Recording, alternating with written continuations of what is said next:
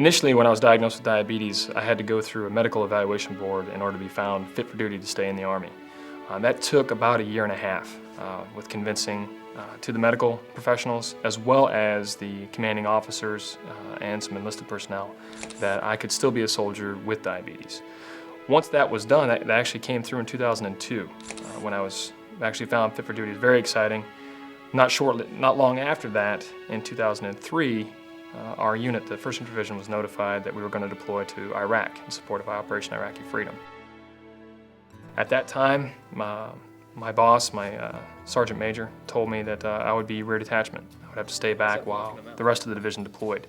And that was something that, even though my family would have liked, and I would have liked to have been back with my family, when I was found fit for duty to stay a soldier, I felt like being placed on rear detachment because of my diabetes would have let the diabetes win, and I didn't want that.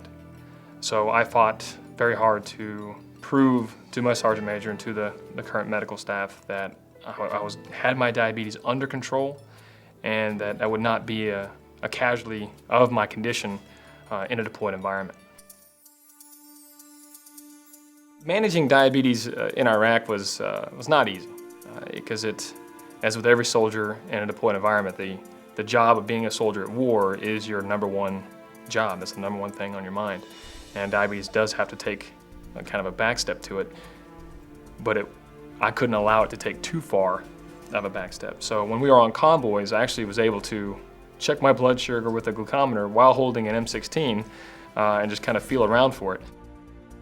I will tell you there's no difference of working with Master Sergeant Thompson than any other soldier. And to be frank, when he displayed the information to me that he had diabetes, was kind of a shock because he functions normally. There's no difference from a day-to-day soldier that you could tell. But I can tell you from a management perspective of what he has, he takes it to the extreme and ensures that, what he does, he's careful about it.